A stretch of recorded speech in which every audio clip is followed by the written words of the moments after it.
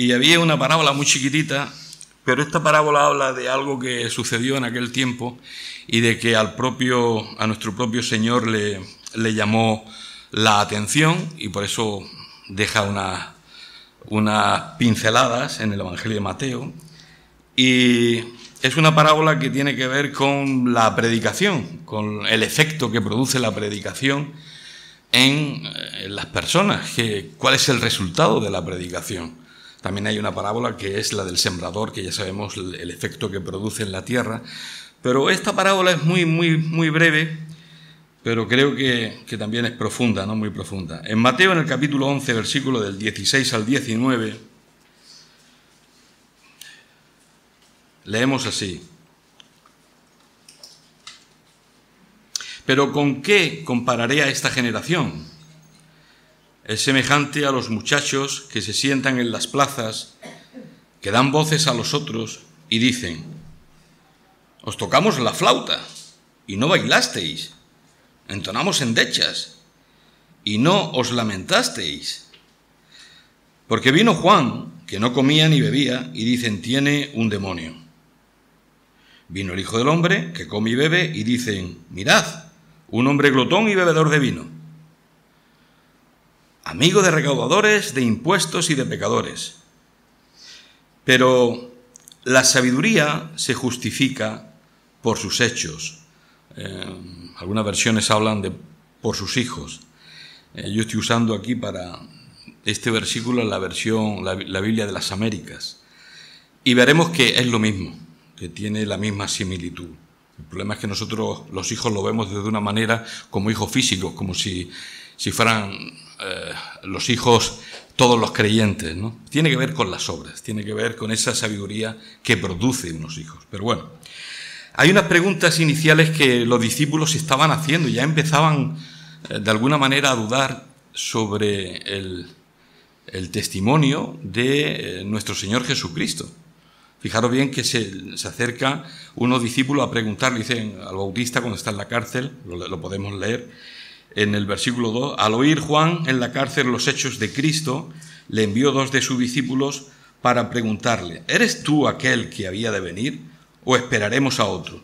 Ya empieza a haber el escepticismo, empieza a haber dudas, empieza a haber desconfianza. ¿Qué es lo que sucede? Estamos esperando al Rey, estamos esperando al Mesías, pero bueno, parece que no sucede nada. Aquí no viene nada más que predicación, viene palabra, viene milagros, viene ejemplos, pero nosotros esperamos otra cosa, ¿no? Esperamos otro tipo de mensaje, podríamos decir.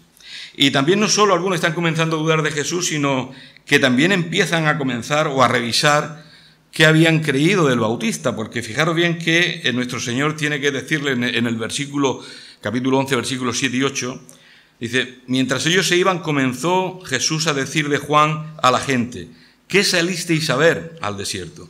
¿Una caña sacudida por el viento? ¿O qué salisteis a ver? Y esto es muy importante, porque creo que es que nos hacemos muchas veces unas ideas en la mente y creemos que tiene que acomodarse la predicación a lo que yo me imagino. ¿Qué salisteis a ver? ¿Una caña sacudida por el viento? ¿Qué salisteis a ver?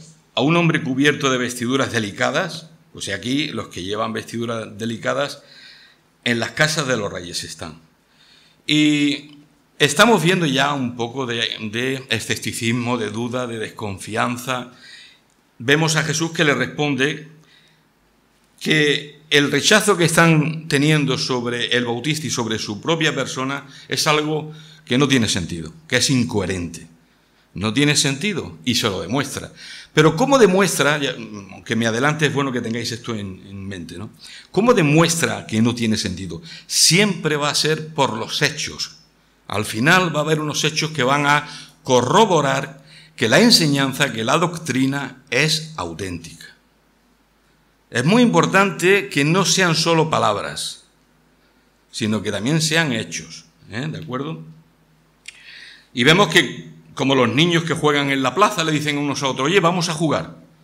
Eso los niños lo saben más. Yo hace ya un poco de tiempo que no lo soy, aunque por dentro sí. Pero los niños que juegan en la plaza están como en el recreo, en aquel tiempo, y se niegan a participar en los juegos. les dicen, vamos a tocar música de danza. No, no quiero jugar. Bueno, pues vamos a jugar a tocar música de funeral, en endechas. No, no quiero jugar. Podríamos decir, bueno, entonces, ¿qué es lo que quieres? No, pero este ejemplo nos viene a decir la actitud de la gente, ¿no? Del mismo modo, se lamentan de la austeridad que manifestaba Juan el Bautista. Al principio lo reciben muy bien, pero después ya cuando ven y entienden que no es externo lo que predicaba el Bautista, sino que era un arrepentimiento interno de corazón, que se manifestaba en obras, que se manifestaba en alejarse de lo mundano, en denunciar el pecado, en denunciar la hipocresía. Esto ya, aún los fariseos empiezan ya a mosquearse, ¿no? Se lamentan de la austeridad de Juan, reprochan la indulgencia que manifestaba nuestro Señor, porque ellos decían, bueno, pues este es una persona que se relaciona con todo el mundo, que no levanta clases sociales, que no dice, bueno, contigo sí, pero con el otro es imposible. Y vemos que tampoco le gustaba al otro, no le gustaba ni una cosa ni le gustaba la otra, ¿no? Por otra parte, Juan era severo y quizás su predicación parecía a veces pues como si fuera una predicación de un loco, de disparates.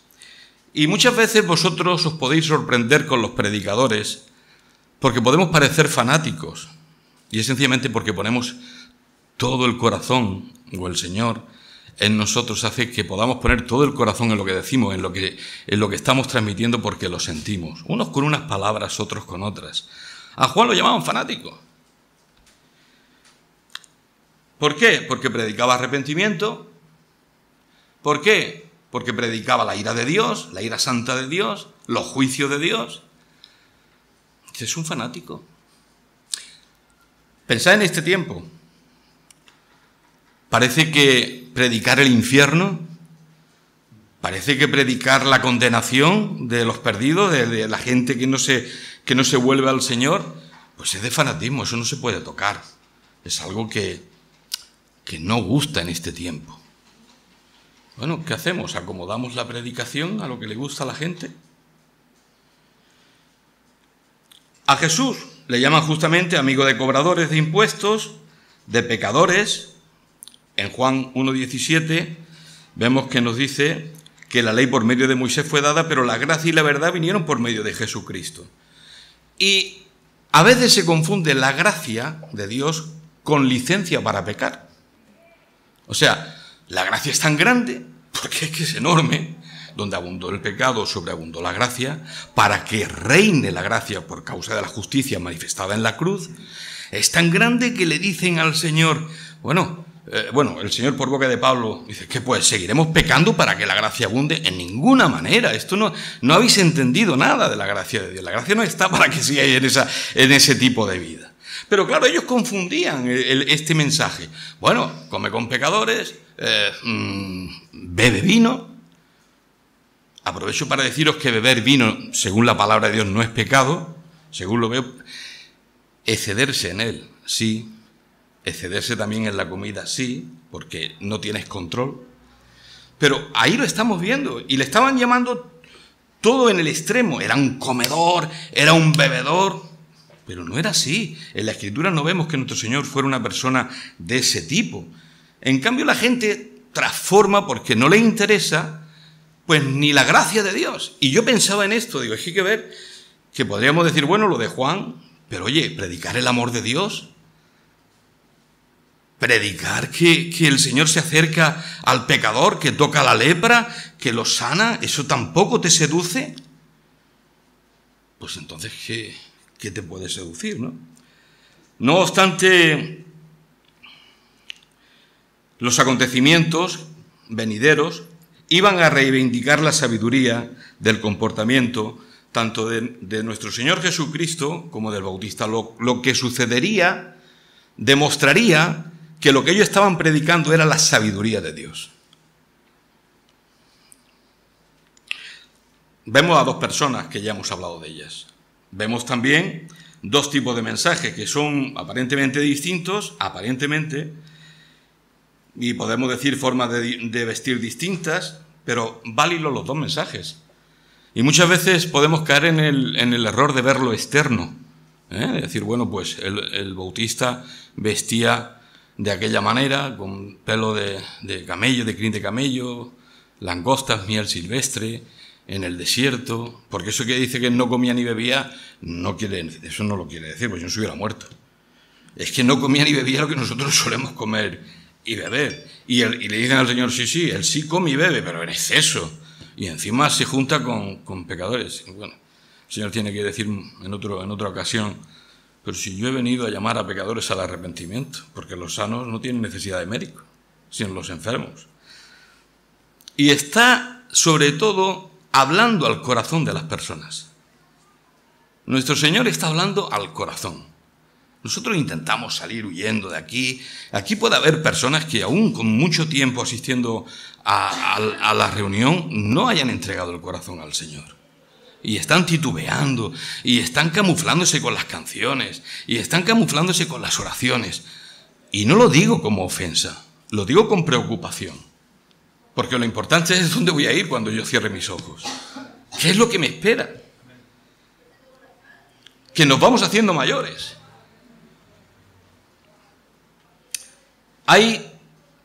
En esta enseñanza de esta parábola hay 3 lecciones. La primera es el alegre mensaje del perdón que encontramos en el Señor.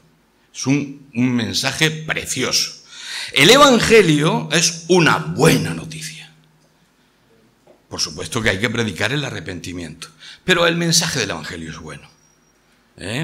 Y es un alegre mensaje. De hecho, a veces puede ser tan alegre que podemos intentar también desvirtuarlo llevándolo a las obras, como si la salvación dependiera de lo que yo tengo que hacer, y estás desvirtuando el mensaje del Evangelio.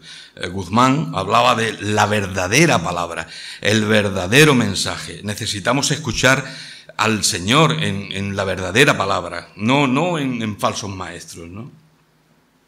Y en Mateo 11:17, pues nos dice esto: os tocamos flauta, un mensaje alegre. Vino el Hijo del Hombre, que come y bebe, es alegre. Un segundo mensaje, pues es ese mensaje solemne de arrepentimiento. Arrepentíos, arrepiéntete. Qué duro es esto. Qué duro, ¿no? Pero es que no hay otro camino. Sin arrepentimiento no hay perdón de pecados. No podemos predicar evangelios ambiguos que confundan a la gente. El amor de Dios, todo está muy bonito, pero tu vida no se conmueve.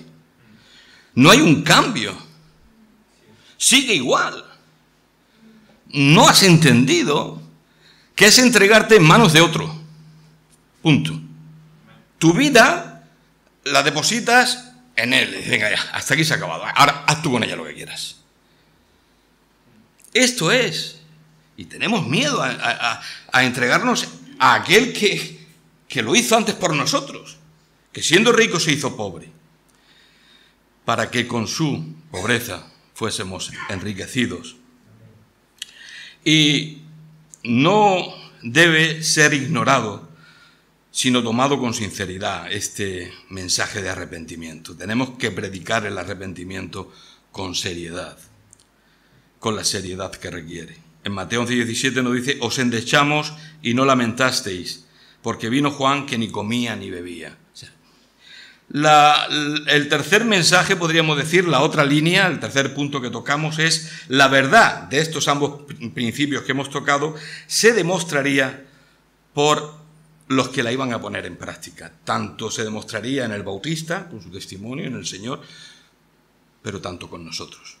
Por eso esta palabra creo que tiene gran validez para el Hijo de Dios. Se tiene que manifestar en nosotros también. La sabiduría se tiene que manifestar en ti y en mí. Mateo 11:19 nos dice: pero la sabiduría es justificada por sus hijos, dice en otra versión, ¿no? Por sus hechos, dice en la de las Américas. Y aplicando esta mini parábola a este tiempo, le podríamos decir a los que conocemos, o quizás a ti que estás aquí y aún sigues dudando, no os lamentasteis. Cuando se predicó el arrepentimiento no hubo una reacción. Sí, levantasteis la mano. No es levantar la mano. No es levantar la mano. No. No bailasteis. Se os predicó la gracia, se os predicó el favor de Dios, el perdón, la buena noticia de que creyendo en Él tenéis vida eterna. Y seguís impasibles.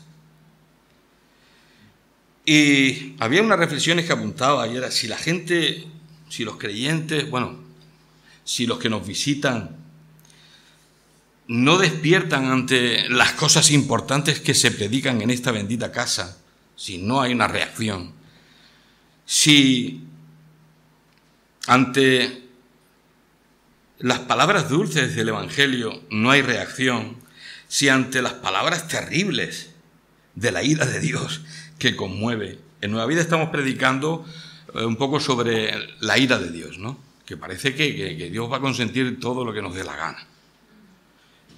Y no conmueve si las cosas más sencillas tampoco nos conmueven, si la palabra de Dios tampoco nos conmueve, si nuestra conciencia no nos conmueve, si la razón cuando escuchamos y estamos oyendo la voz de Dios no tomamos resoluciones y seguimos igual. El predicador, mira, aún el Señor nos está diciendo que Él se lo preguntaba, porque es maravilloso. Se está preguntando, ¿qué más puedo hacer por ti? ¿Qué más puedo predicar? ¿Qué es lo que quieres? ¿Qué es lo que quieres? Para creer en mí, ¿qué tengo más que hacer? Esta es la pregunta que nos pueden hacer los de fuera cuando le hablamos el Evangelio. Y dicen, bueno, pero es que yo no creo porque no lo he visto. Ya te están pidiendo algo. Si lo viera, creería en Él. ¿Vale? Bueno, ¿y nosotros? ¿Qué tiene que hacer el Señor más para que tú, que aún estás dudando, creas en Él? ¿Qué tiene que hacer más el Señor? Sería una buena pregunta. Algunos piensan, mira,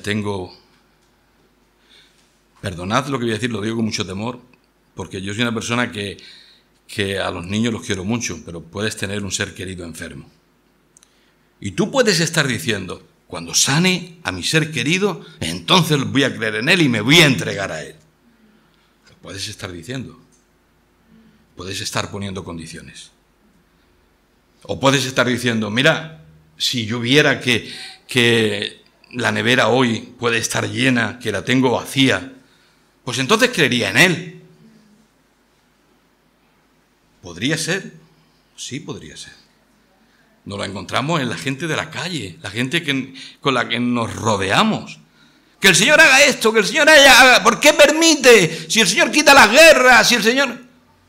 Esto lo encontramos por toda la gente que nos rodea. Pero a veces los creyentes actuamos igual. Os voy a leer un pasaje, hay un versículo antes que me gustaría leer con vosotros, que está en Jeremías 8:6, os lo leo, y vemos la reacción ante todo esto, ¿no? Escuché y oí, no hablan rectamente, no hay hombre que se arrepienta de su mal diciendo, ¿qué he hecho? Esta es la reflexión que una persona sabia debe de hacerse. ¿Qué he hecho? ¿Qué estoy viviendo? Tú tienes que pararte en el camino, tú tienes que reflexionar. ¿Qué he hecho? Cada cual se volvió a su propia carrera, como caballo que arremete con ímpetu a la batalla. Cada cual va a su camino, cada cual se va a su casa, nos vemos aquí, nos vamos y vivimos la vida cada uno como queremos. O la podemos estar viviendo conforme a la palabra de Dios. Pero la expresión es, ¿qué más se puede hacer? ¿Os acordáis? Nos habíamos quedado ahí. ¿Qué más se puede hacer? Hay alguien que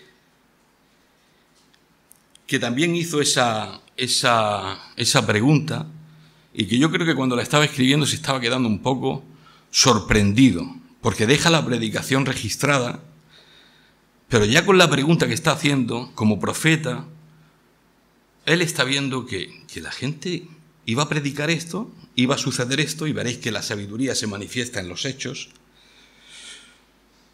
pero que poca gente iba a creer en la predicación. Isaías, en el capítulo 5, versículo 4, ¿qué más se podía hacer a mi viña? Está hablando nuestro Señor, que ya no haya hecho en ella. ¿Cómo esperando yo que diese uvas, ha dado uvas silvestres? O sea, Dios espera un fruto y ve otro. Y se pregunta, ¿qué podía hacer yo más? ¿Qué puedo hacer más por mi viña? ¿Qué puedo hacer más por mi pueblo? Yo espero uvas buenas para comer, pero ha dado uvas silvestres. Lucas 17, 11, 17, vemos esta pregunta. ¿Qué más se puede hacer? Lucas 17, del 11 al 17, dice así: Yendo Jesús a Jerusalén, pasaba entre Samaria y Galilea. Y al entrar en una aldea, le salieron al encuentro 10 hombres leprosos, los cuales se pararon de lejos y alzaron la voz diciendo: Jesús, Maestro, ten misericordia de nosotros. Cuando él los vio, les dijo: Id, mostraos a los sacerdotes. Y aconteció que mientras iban, fueron limpiados. Entonces, uno de ellos, viendo que había sido sanado, ¿por qué creéis que vio que había sido sanado? Evidente. Lepra, y dice, bueno, la primera, vamos, era evidente, había sido sanado, ¿no? Volvió glorificando a Dios a gran voz. Volvió porque era lógico. Me ha sanado de la lepra. Volvió glorificando a Dios a gran voz y se postró rostro en tierra a sus pies, dándole gracias. Y este era amigo samaritano, aquellos que los que son grandes religiosos y grandes seguidores de Dios. No te juntes a mí, que eres hombre pecador. Bueno, el samaritano se volvió. Pero a mí me sorprende nuestro Señor de qué manera, ¿no? Dice ahora el 17, respondiendo Jesús dijo: ¿no son 10 los que fueron limpiados? ¿Y los 9? Y el Señor está diciendo: tenían que estar aquí. Me estaban pidiendo algo, ¿no? Tenían que estar aquí. ¿Dónde están? ¿No hubo quien volviese y diese gloria a Dios sino este extranjero? Y le dijo: levántate, vete, tu fe te ha salvado. Y el Señor está diciendo: no es por los milagros que yo pueda hacer que me pidáis. No es porque me veáis, si estoy entre vosotros y me estáis rechazando. Si os he dado de comer a 5.000, a 4.000, si estoy entre vosotros y estáis viendo milagros por todas partes, levantar a los muertos, sanar a los enfermos, curar la lepra. Yo me pregunto, los 9 que no fueron, cuando miraran en el cuerpo y se vieran el brazo, ¿no se le olvidaría jamás el milagro? Y no volvieron. No se volvieron a Dios. Tú piensa, han visto un milagro como nunca, lavándose, estoy limpio. Uy, fue aquel hombre. No volvieron a Dios. Así que si alguno te pide, no, pues que haga esto. Si se sana mi hijo, si se sana mi hija, si mi esposa, no tiene nada que ver para creer en Cristo nada de esto. Mira, nosotros hemos orado por muchos hermanos que han pasado dificultades y hemos visto la mano de Dios. Y estando fuera de la iglesia nos han pedido que oremos por ellos. Y como iglesia del Señor, pues hemos orado en misericordia por sus vidas. Esperando que cuando hemos visto el milagro,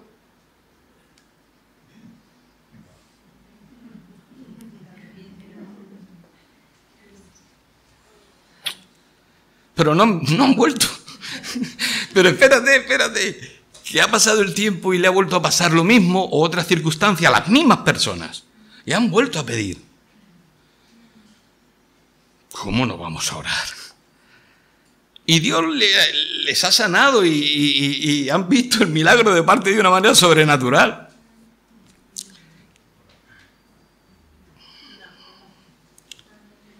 no han vuelto. No es por eso, es por esto. Es por el corazón. Es el corazón del hombre. Es el corazón del hombre. A veces los predicadores pensamos, ¿qué podemos predicar para que la gente se convierta? ¿Qué palabra les llevo? Sabemos que dependemos del Espíritu Santo y de la palabra de Dios. Pero es una forma de hablar. Bueno, ¿cómo llego a sus corazones? Voy a poner este chiste o esta anécdota, este tema, para ganarlos, para que se vuelvan a ti, Señor. Y llegas aquí, a Nueva Vida, sales chorreando. Yo conozco a Will, más que yo. ¿Y qué pasa? ¿Qué pasa? No es ni la predicación, no es ni el predicador, no es ni el propio Dios, es el corazón del hombre, que es duro como la piedra. Isaías 53, 1:7, aquí viene esta predicación que os decía, que esta persona se queda impactado, porque da una predicación. ¡Puah! Fijaros bien que dice el versículo 1, ¿quién ha creído nuestro anuncio? ¿Quién ha creído a nuestro anuncio? ¿Quién ha creído a nuestra predicación? ¿Quién ha creído a nuestro mensaje? ¿Quién? Porque se sorprende ante el mensaje que viene, que la gente dude y que la gente no se entregue y que la gente no pida al Señor la salvación. Pero ¿le has pedido tú la salvación al Señor? Dice, subirá cual renuevo delante de él y como raíz de tierra seca. ¿Quién ha creído a nuestro anuncio? ¿Sobre quién se ha manifestado el brazo de Jehová? Es que Jehová tiene brazo. Dios es espíritu. ¿Sobre quién se ha manifestado el poder de Dios? Esto es lo que está diciendo. Se ha manifestado el poder de Dios sobre tu vida. ¿Cómo el poder de Dios? ¿Salvarte del infierno no es poder de Dios? ¿Salvarte de la condenación? Por favor, no había otra forma de hacerlo y Él la encontró. Él la halló. Subirá cual renuevo delante de él, como raíz de tierra seca, no hay parecer en él ni hermosura, le veremos más inatractivo para que le deseemos, despreciado y desechado entre los hombres, varón de dolores, experimentado en quebranto, y como que escondimos de él el rostro, fue menospreciado y no lo estimamos, ciertamente llevó él nuestras enfermedades, sufrió nuestros dolores, y nosotros le tuvimos, ¿veis? Eso es, él hace una cosa, pero la gente lo tiene como él piensa, ellos piensan. Nosotros le tuvimos por azotado, por herido de Dios y abatido, es que se lo merece. Mas él herido fue por nuestras rebeliones. Esto es evangelio puro. Él herido fue por nuestras rebeliones, molido por nuestros pecados. El castigo de nuestra paz fue sobre él y por su llaga fuimos nosotros curados. Todos nosotros nos descarriamos como ovejas. Cada cual se apartó por su camino, mas Jehová cargó en él tu pecado. El tuyo. No pongas el de todos nosotros. Es mejor que lo personalices. Tu pecado. Tú fuiste culpable de su muerte. Tú llevaste a Jesús a la cruz. Fueron tus pecados los que lo mataron, los que lo crucificaron. Y Él dio su vida por ti. Qué mensaje tan corto, pero tan profundo, que puede hacer que los corazones, no hay otro, se rompan. Este mensaje, angustiado y afligido, no abrió su boca, como cordero fue llevado al matadero, y como oveja delante de sus trasquiladores, enmudeció y no abrió su boca, se cayó y murió por ti y por mí. Gracias al Señor. Cuando dice la sabiduría queda justificada por sus hijos, está diciendo, bueno, la sabiduría, es que quiero que esto se os quede un poquito claro para el que no lo tenga. Tiene que ver con la prudencia. Sabiduría tiene que ver con prudencia para conducirse rectamente. ¿Cómo te conduces? Ahí se ve si eres sabio o no eres sabio, si eres imprudente o no eres prudente. Y es bueno que los creyentes nos paremos a pensar si somos prudentes en lo que hacemos, en lo que decimos, porque entonces manifestamos la sabiduría. Dice que se justifica.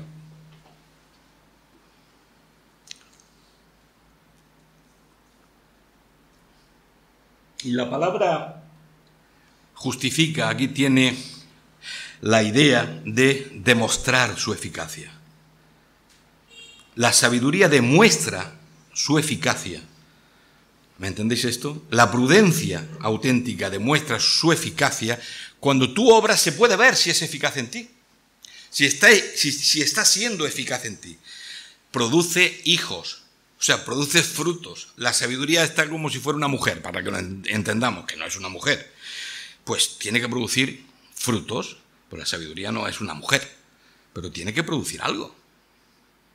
¿De qué vale ser sabio y no manifestarlo? ¿Cómo sé yo que lo eres? ¿Vale? Podríamos decir, yo resumía el tema de esta manera, ¿no? Podríamos decir que la prudencia a la hora de tomar decisiones se demuestra por las obras que realizamos. Eso es el tema de la sabiduría queda justificada por sus hijos. Se tiene que demostrar por las acciones. La sabiduría, esto es lo que permite tomar una decisión equilibrada sobre algo. Tienes que tomar decisiones. ¿Quién las va a tomar? ¿Tú? ¿O te vas a apoyar en el Señor? Se pone de manifiesto en las consecuencias que trae. Tienes que hablar con tu hijo, tienes un problema con él. ¿Qué vas a usar? ¿Tu sabiduría o lo que el Señor te enseña en su palabra? Lo primero que el Señor te enseña en su palabra es que muchas veces los padres, la mayoría, tenemos que pedirle perdón a nuestros hijos.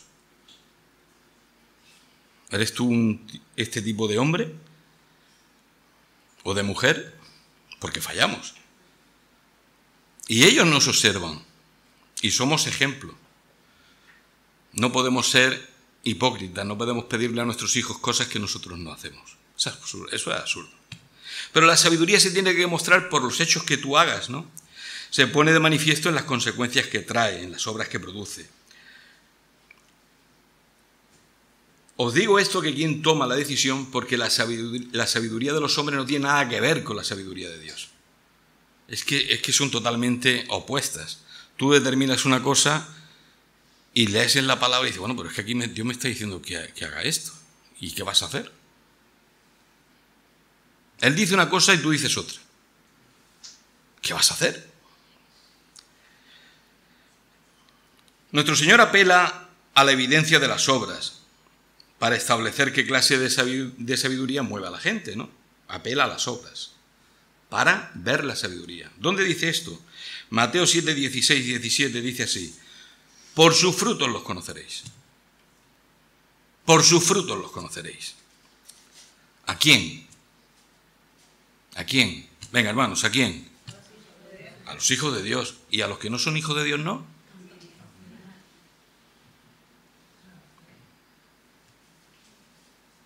Las obras nos van a poner a cada uno donde estamos. Tú dices que eres creyente, que eres una persona temerosa de Dios. ¿Cómo estás viviendo? ¿Cómo vives?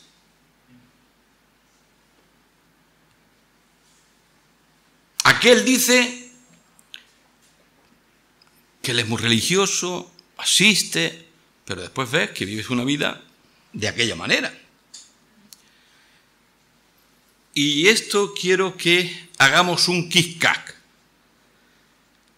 porque esta pregunta nos lleva a todos los viejos muchas veces a decir, ¿cómo estáis viendo fulano? Ese no ha nacido de nuevo. Hermanos, abramos el corazón. Es imposible que sea un hijo de Dios. Fíjate la vida que lleva. Y el versículo apoya esto, ¿eh? Por sus frutos los conoceréis. Dice, no se recogen uvas de los espinos o higos de los abrojos. Así, todo buen árbol da buenos frutos, pero el árbol malo da frutos malos. Pero ¿acaso no nos tiramos mucho tiempo pensando en fulanico, en menganico? ¿Será salvo? ¿No será salvo? ¿Es posible que haya pedido la salvación? Porque nos sorprende la vida que lleva, nos sorprende las actitudes que muestran. ¿Sí o no? De tal manera que muchas veces no levantéis la mano. Si el hermano nos cae bien, llegamos a la conclusión, sí, tiene que ser salvo. Este sí, porque ha estado conmigo mucho tiempo y lo conocí, este sí es salvo. Pero si nos cae mal, este no ha conocido al Señor, vamos, ni en pintura. No la ha conocido, hombre. Este no. Que no, hombre, que no puede ser salvo. Hay horas para que se salve. A veces, a lo peor ni oras por eso, pero bueno, porque lo quieres tanto. Y hay un versículo que el Señor me hablaba hace tiempo y para mí ha sido de mucha bendición. Tiene que ver en el contexto de los falsos maestros, tiene que ver con las falsas enseñanzas. Pero en 2 Timoteo 2, capítulo 2, versículo 19, leemos: pero el fundamento de Dios está firme. El fundamento de Dios está firme, teniendo este sello.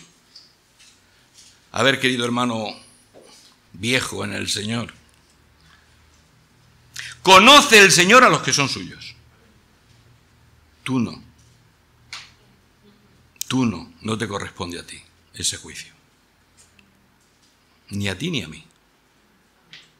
Conoce el Señor a los que son suyos. A los que son suyos. ¿Son tuyos? ¿Por qué te complicas la vida? ¿Por qué te complicas la vida mirando fuera?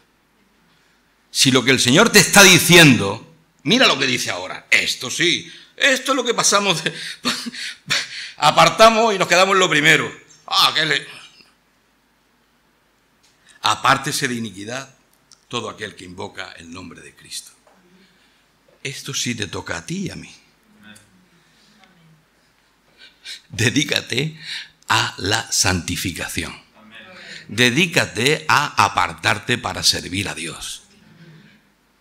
Esto es lo que a nosotros nos pide el Señor. No pierdas el tiempo en esto. ¿Eres salvo?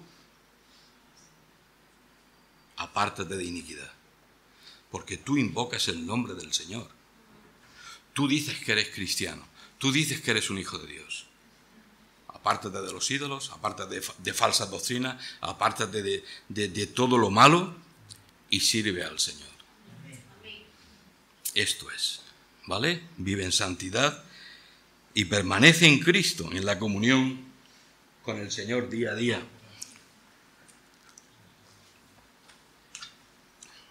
Nuestro Señor, por la Escritura aprendemos que es la sabiduría absoluta que procede de Dios. En 1 Corintios, en el capítulo 1:30, bueno, algunos tocan el capítulo 8 de Proverbios, ya sabéis, pero nos vamos al Nuevo Testamento, si nos lo dice igual.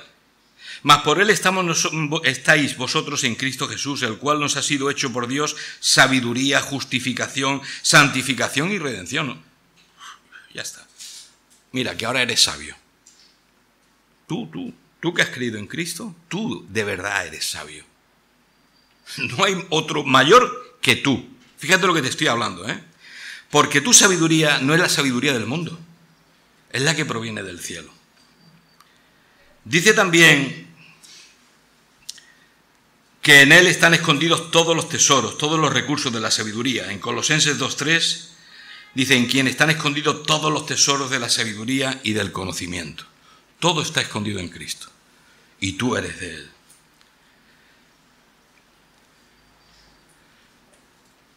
La obra que hizo nuestro Señor Jesucristo, atento a lo que os voy a comentar, es la manifestación suprema de la sabiduría de Dios.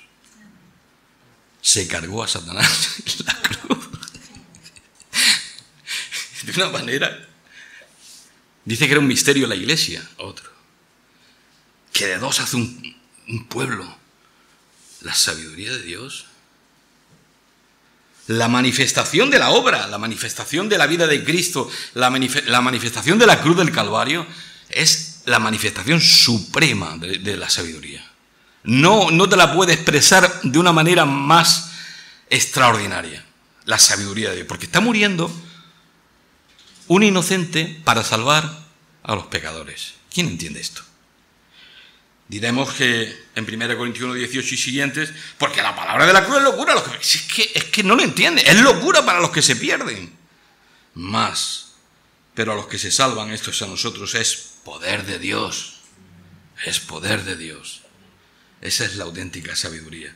Y 1 Corintios 2:2, pues me propuse no saber entre vosotros cosa alguna, sino a Jesucristo y a este crucificado. Escucha, y se lo estoy diciendo a la iglesia, que no es tan solo la sabiduría de la cruz para los de fuera, que es que la cruz nos acompaña a los de dentro igual. Y Pablo, una persona temerosa de Dios, dice, mira, yo estoy entre vosotros, pero yo no quiero saber entre vosotros.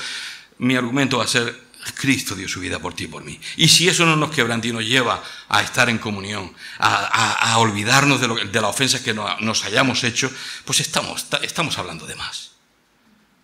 Estamos hablando de más, no estás viviendo el Evangelio. Mira, yo he hecho daño, he tenido que pedir perdón a hermanos. Y aún hasta el día de hoy estoy esperando poder, si es necesario, ir y arrodillarme a los pies de quien sea, porque vale más un alma. Mi Cristo murió por ella. Pero ¿por qué está el corazón tan duro? ¿Por qué está el corazón tan... No puedo permitirme, me ha hecho tanto daño, he recibido tanto dolor. Pero ¿quién eres tú? ¿Quién eres tú? Más que el Señor. Más que el Señor. El pueblo de Dios se ha hecho mucho daño entre ellos. Os lo digo por experiencia propia. Mucho daño.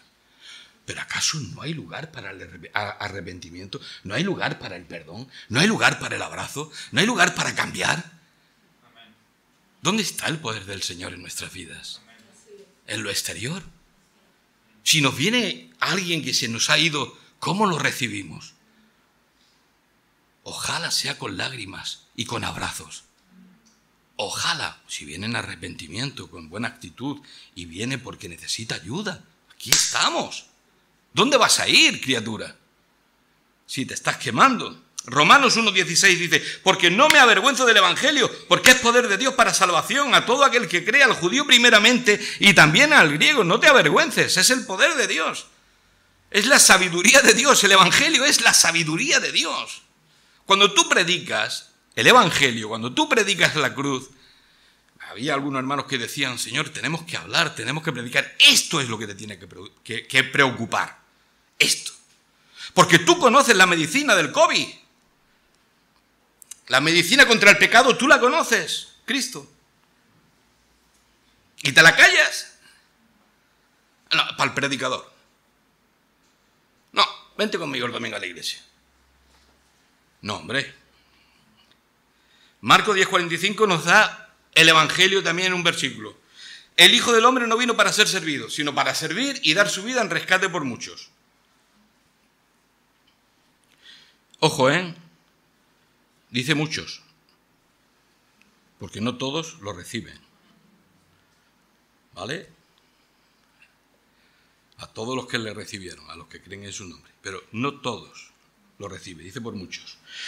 Cuando no sepas qué decir ante la gente que está a tu alrededor, que son incrédulos y te preguntan, bueno, muéstrame o explícame esto, o ¿cómo se llama esto? La evolución. Pero es que la evolución es palpable.